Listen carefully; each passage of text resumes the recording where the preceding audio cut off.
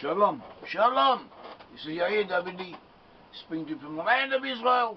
Today we're going to discuss the subject of Eliyahu, Elijah in English transliteration. Elijah the prophet, Eliyahu the Hanavi. He was active in the northern kingdom of Israel. The northern kingdom of Israel was comprised of the 10 tribes. You remember there were 12 tribes of Israel originally. 12 tribes of Israel. These 12 tribes of Israel divided after the death of King Solomon. They split into 2 separate kingdoms. The northern kingdom of Israel was in the north. There was 10 tribes in the north. In the south there was the 2 kingdoms. In the south there was the 2 tribes of Judah and Benjamin, also with most of the tribe of Levi, and later with representative minorities from all of the other tribes.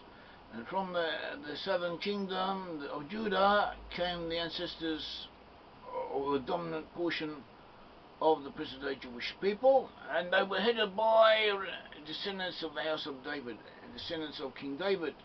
Whereas the northern kingdom, the first king was Jeroboam ben Nebat, but they never had a dynasty that continued for long periods of time. Most kings were only in there for their generation, then they would be killed and replaced by someone else. And there was one dynasty that lasted for 3 generations, another one that lasted for 4. Apart from that, it was always a one-on-one basis. And so we had Jeroboam ben Nebat, being the first king of the northern kingdom, and then after that we had Omri, who killed his predecessor, took over the kingdom. He built the city of Samaria, Shomron, in the northern area of Israel. Samaria is known as Shomron in Hebrew. And the name was given to the city, the capital city that he built there, and also to the surrounding area. And the name of Shomron or Samaria is applied to the whole of the northern kingdom in the Bible and also in common speech. And this northern kingdom of Israel, of 10 tribes, was eventually to be conquered by the Assyrians. All of its inhabitants were to be taken into exile, and along different pathways. They were mostly to move to the west, and they are now to be found amongst western peoples. That is where the lost 10 tribes of Israel are. They forgot their ancestry, they forgot who they were. They lost consciousness of their Hebrew heritage, of who they had been. They actually lost it even before they were exiled, and nevertheless they physically remained together, unlike the Jews who were scattered all over the earth. But the Jews retain memory, consciousness of their heritage, consciousness of their ancestry, consciousness of who they were and what they had been. Lost 10 tribes forgot it. They got lost. They became lost 10 tribes of Israel. So Eliyahu was active amongst the people who later became lost 10 tribes of Israel. Eliyahu Navi, Eliyahu Navi, Eliyahu Tishbi, from Tishbi, which was east of the Jordan. Eliyahu is sometimes assumed to have been from the tribe of Gad. Others say he was from the tribe of Benjamin, or a group of Benjaminites who were living in that area, living in the region of Gad. But the commonly accepted opinion is that Eliyahu was actually a Kohen, from a priestly family, a Kohen, belonging to the tribe of Levi, who had been in a settlement east of the Jordan in Tesheb. That's why it's called a Tishbi. So Eliyahu appears in the time of Ahab. Ahab was the son of King Omri. Ahab became king of Israel. The name Ahab literally means Ach, my brother, Ab, father. But it actually probably could means that my father is God. My father has been like a brother unto me. Ahab is how it's transliterated in English. Ahab was the king of Israel. Ahab married Jezebel. Jezebel came from Sidon. And Ahab worshipped the Baal, he worshipped pagan idols, and as did most of the Israelites in his time. They also had consciousness, they also were aware of the God of Israel. They tried to do a synthesis, take a synthetic approach, a liberal left-wing type of personalities, that they worshipped this and they worshipped that. And so they worshipped both the God of Israel and they also worshipped the pagan idols of the peoples around them. And Ahab married Jezebel. Jezebel came from Sidon. Sidon was a major Phoenician city, together with Tyre. Tyre and Sidon were the two major Phoenician cities on the Lebanese coast. There were also other Phoenician cities along the what is now Lebanon and Lebanese coast, of Lebanon, also Syria, and also they had colonies. They had colonies in Carthage, North Africa, was now Tunisia. They had colonies in Greece, on the Greek islands, in Cyprus, in Malta, also in Sicily, in Italy, in South France. Marseille was originally a Phoenician colony.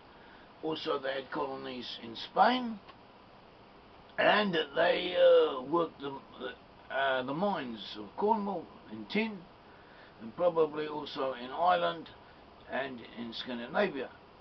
They may well have also reached into North America, as people who study the sources see that this is quite a feasible suggestion. Nevertheless, at all events, it's enough that we understand that Jezebel was not an ordinary person. She represented a maritime empire, and she was a serious personality in her own right. And she was married to Ahab.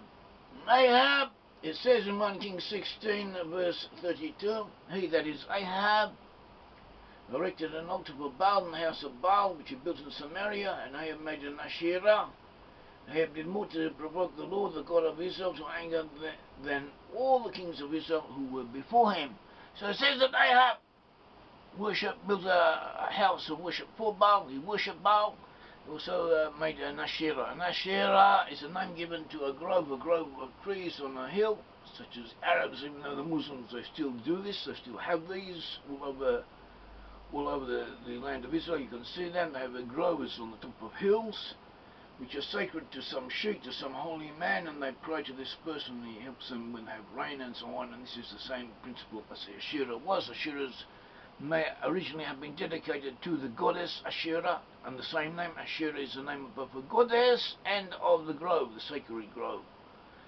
And this goddess Asherah was a consort, the female paramour, one could say, the female partner of Baal. And so this is what there was. Then in the midst of these events, Eliyahu appears in the Bible, and he tells Ahab that for the next 3 years there will be no rain in the land. There will be no rain in the land. There will in effect be a drought. Then Eliyahu flees. He flees. We're told that he is told by God to flee. He goes to Hereth, the Nahal Hereth, the stream of Hereth, which was also east of the Jordan, and there ravens, birds, brought him food every day, and he stayed there for a while until the Nahal dried up. After that he went to Zarephath. Zarephath is a village close to Sidon. Apparently the people there were Phoenicians or non-Israelite, many non-Israelites like the people of Sidon. It's called Zarephath. Zarephath is also the name given to France, or to France in the surrounding areas. And the book of Obadiah, the book of Obadiah in the Bible, tells us in verse 18, chapter 1, verse 18, it says, Glu to Hailazai Asher Zarephath al-Canaan. And the commentators explain this to mean the exile of the 10 tribes, which are in Zarephath, meaning they say France, or the land surrounding France to the north, and that area in general, or also, as the Abarbanel says, including the kingdom of Britain, or Anglia, Angleterre, as they call it. So the area of Britain and France, this is where the lost 10 tribes were to be, according to the book of Obadiah, as understood in this rabbinical tradition. At all events, Eliyahu was there. He was there in Zarephath and lived in the house of a widow. He lived in the house of a widow, a widowed woman, who was also lived with her son. And Eliyahu performed a miracle that their sustenance, their staple food, was flour and oil, olive oil, and that the receptacles that held these substances would never be empty as long as the drought continued. And so it was. This was a miracle, and it kept them alive. Also, another miracle happened when the son of the woman got ill and died, and they all lay him on the bed and laid on top of him and breathed into him and stretched himself out and prayed to God, and the child came back to life. After that, Eliyahu went out to meet Abijah. Abijah was the servant of King Ahab. But Abijah feared God, and Abijah had hidden 100 prophets of God. Apparently, Ahab and his wife Jezebel were persecuting the prophets of God, those ministers of God. They're called prophets of God, prophets of the Lord in the Bible, and they were being persecuted and being hunted down. And Abijah, even though he was a minister of the king, he hid 100 of these prophets in 2 separate caves, 50 in each cave, and he was supplying them with food and water. And Eliyahu met up with him and said he wants to arrange a meeting with Ahab. So Abijah says, what, you want to get me killed? I know you. Oh, arrange for the two of you to meet, then you're liable to disappear into the air like you can do, and Ahab will be angry with me and kill me. But Eliyahu placated him, assured him that he would hold up to it, he would keep the meeting, and so he did. So he met up with Ahab. Ahab called him a destroyer of Israel. He blamed him for the drought, which people were dying. There was no water. People were dying at first. There was no crops. This country was in a serious condition. And Ahab blamed it all on Eliyahu. He didn't repent. The disaster had come to the kingdom because of the idolatry that had been practicing. And they knew that the God of Israel had brought it about through the agency of Eliyahu. But instead of repenting and bettering their ways, they had blamed Eliyahu for it and had begun to persecute the prophets of God. So Eliyahu met up with Ahab, and he arranged a contest between the prophets of Baal and himself, and this contest would take place on Mount Carmel. Mount Carmel is near the present-day city of Haifa, in the north of Israel. Eliyahu had challenged Ahab to arrange a contest between himself and the prophets of the pagans of Baal and Asherah. 450 prophets, or so-called prophets, from the Asherah. Asherah was the consort of Baal, associated with Baal. She was a female counterpart of Baal, Asherah. So 450 prophets from Asherah came, and another 400 from Baal. And they came together, and Eliyahu had called the people together, and he had challenged them. He had said, how long will you continue to falter between two opinions? How long will you straddle two different halfways? Halfway is an entrance to a house. If two houses are close together and you have 1 foot on the halfway of one, as if to go in, another foot on halfway the other, you're like this, spread out, but you're not going to go anywhere. So he says, make up your mind. If Baal is the true God, go to him. If God of Israel is a true God, go to him. So that was a challenge that Eliyahu made to the people. They then brought forth 2 bulls. One of the bulls they killed, cut it up, put it on wood on an altar that had been they made for the Baal. And then the Baal prophet. The prophets of the Baal began to call out to their God, and apparently this began in the morning, and they were doing this all morning long. In the afternoon or midday, Eliyahu was challenging them. He said, maybe you should shout louder, put more effort into it. Maybe he doesn't hear, maybe he's doing something, maybe he's busy. Make more effort, let him hear you. So they did. They began to cut themselves and dance around and scream out until the late afternoon, when apparently they gave up. Then Eliyahu took his bull, killed it, put it on the wood, and then he had a deep trench dug around his altar.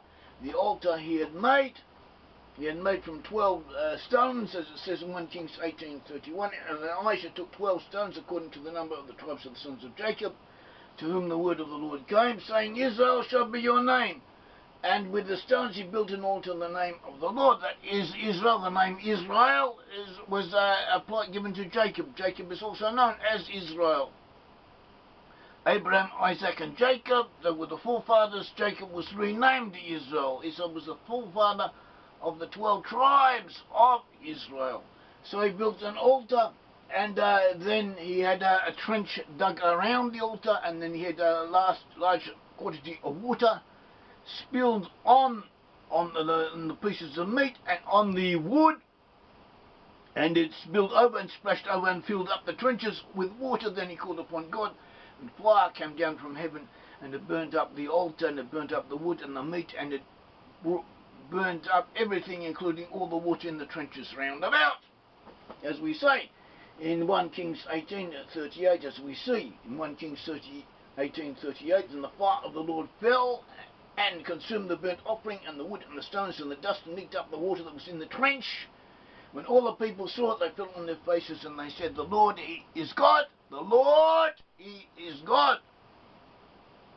And Elijah said to them, seize the prophets of Baal, let not one of them escape. And they seized them, and Elijah brought them down to the brook Kishon and slaughtered them there. There was a small stream, known as Kishon, nearby, and he took the prophets, the pagan prophets, down to this brook, and there he killed them. After that, Elijah told Ahab that rain would come, and even though at that moment the skies were completely clear, there was Elijah told his assistant to go up to a height and look and see what he sees, and he says he doesn't see anything. He says, he told him go up and down 7 times. He told him the same thing the 7th time. He says, right off in the distance, I said, a little cloud. He said, quickly, we have to get out of here, because we won't manage to get away before the whole area is drenched in an enormous downpour of water. And so it was. And meanwhile, Ahab rode away in his chariot. The Spirit of God, of the Lord Almighty, came upon Eliyahu, and he ran before the chariot all the way to the valley of Jezreel, which was some distance from there. After Eliyahu had proven that the Baal was a false god, and his prophets were false prophets, and that he had killed them by the brook of Kishon, and rain had come, Jezebel, the wife of Ahab, sent him a message saying that I will kill you, just like you killed the prophets of the Baal, I will kill you. So Eliyahu fled. He ran for his life. He went to Beersheba. Beersheba was in the south, in the region of Yehuda, the south of it. And he was there, and he left his assistant in Beersheba, and he himself went out into the wilderness, a day's travel in the wilderness. And he felt intensely weary, tired. He went down to sleep, and whilst he was sleeping, he was awakened by an angel, and he was given a gourd of water and a cake to eat, which he did, and then he took the strength of that eating and drinking. He travelled for 40 days straight, till he came to Mount Horeb. Mount Horeb is another name for Har Sinai, where the Torah was given. And Meir Azi, an Israeli scholar, had the argument that this area, Mount Horeb, was not where we consider it to be in somewhere in the Sinai Peninsula, actually far to the south, in what is now known as Yemen. And this holds together with the 40 days travelling time and so on. And there he was there, and he was in a cave, and God called him out of a cave, and he had a vision in which he saw and heard different things, and he was told that God Almighty was within the still small voice, rather than in the explosions and the big bangs, one could say. The Spirit of God is a still small voice, which is quite significant, and quite a significant message. And he was also told to return and to go and to appoint Hazael, the king of Aram. Aram was to the north of the land of Israel, and is known as Syria in their time. Reached into Syria and part of Iraq. He was told to go and appoint, or to anoint, rather, Hazael as king of Aram to replace the existing monarch, and also to appoint Yehu, the son of Nimshi, in Israel, to appoint him, to anoint him as king instead of Ahab over Israel, and also to appoint Elisha, the son of Shaphat, to be the prophet in his place. And this is what he did. Elijah returned, came to where Elisha was plowing the field. He threw his mantle over him, and from then on Elisha followed after him. He became his student, his disciple, his follower, and eventually his successor. The next two chapters in the book of Kings not really concern Eliyahu, but they concern Ahab, with whom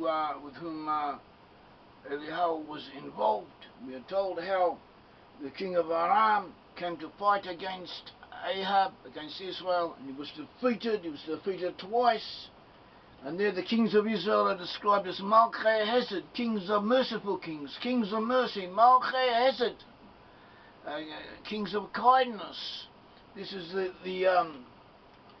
this is how they were considered in the eyes of non-Israelites. We see them as cruel men. See them as cruel men, as worshippers of idols, idolaters, hedonists, with all kinds of faults. But in the eyes of non-Israelites, they were considered kind kings, kings of kindness. And this expression, Malchei Hesed, has been applied by great rabbis to the British people, and also to the American nation, to the USA. And it's interesting that this term, this title, is applied to people from the northern kingdom of Israel. And Hatziv, a great rabbi, Hatziv, 1817 to 1893, he discusses this term Malchei Hesed. He says the main judgment against Judah, he says that Judah and Israel have different tasks, different proclivities. He says the task of Judah and the innate inclination and talent of Judah, one could say, is to learn Torah. And that's what Judah should do. When Judah doesn't do that, he will be condemned, as we find in the book of Amos 2:4, when Judah is condemned for not learning the Torah, not keeping the commandments, whereas the northern tribe are condemned for oppressing the poor for a pair of shoes in Amos 2:6, because, in other words, not doing social justice, and that is what they are supposed to do. That is their strong point, and that is the point that God expects them to uphold, to do justice and judgment in the world, and also amongst themselves. It was 1 Kings chapter 20, chapter 21, 1 Kings tells us how Jezebel, the queen, and Ahab, they brought about the death of Naboth. Naboth, he was an Israelite who refused to sell his vineyard to Ahab. Because of this, they engineered, they manufactured, they framed him for doing something he didn't do, and then they had him put to death. And consequently, Eliyahu curses them. So see, Ahab takes his curse to heart, he repents, and God says to Eliyahu, you see how he's repented, and so therefore I will not bring about all aspects of the curse in his lifetime, but in the time of his children. And this indeed did happen, as we see in 2 Kings 9, 35 to 36. 1 Kings 22 tells us how Ahab is killed in battle, fighting to recover Ramat Gilead, which is to the northeast of Israel. He's fighting against Aram, and he was killed. And his son Azariah ruled in his stead. Eliyahu was also involved with the kings of Judah. One of the kings of Judah was known as Yoram or Yehoram. and he was the son of Jehoshaphat. He was married to Athaliah, who was the daughter of Ahab and Queen Jezebel.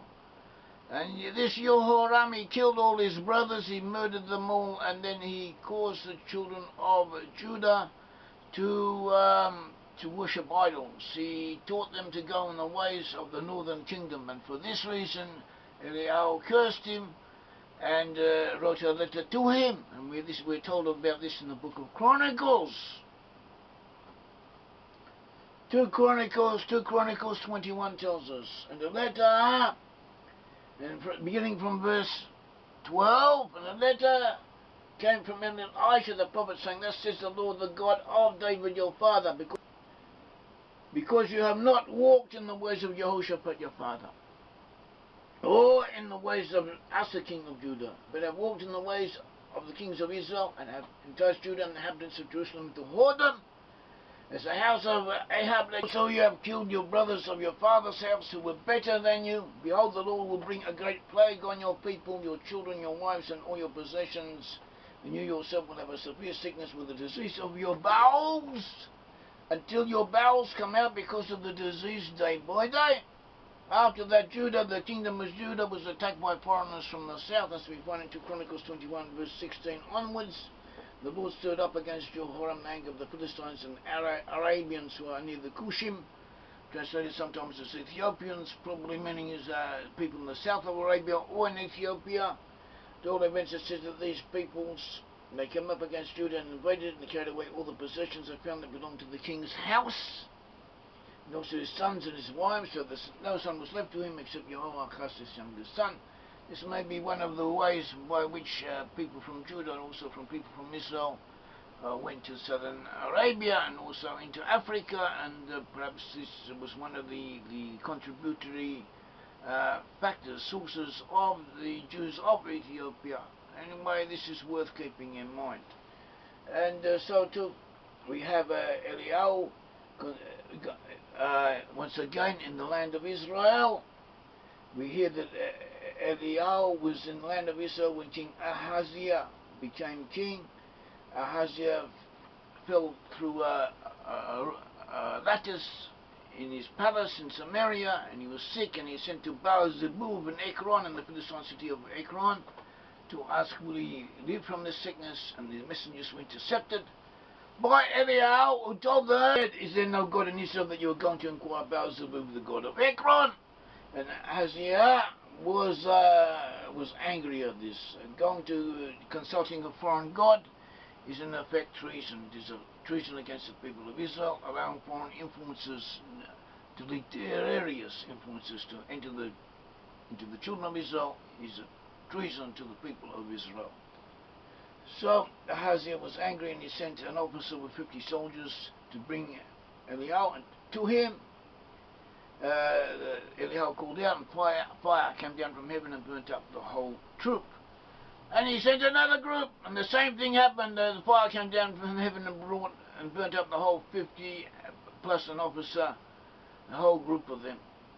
Third time, the officer feared God, and he didn't want to be burnt up like his predecessors had, so he begged Eliyahu to have mercy on him. Now Eliyahu agreed, and he went with him, and he came before Ahaziah, and he repeated the prediction that Ahaziah would die, and Ahaziah did, apparently on the spot. So that was the end of Ahaziah.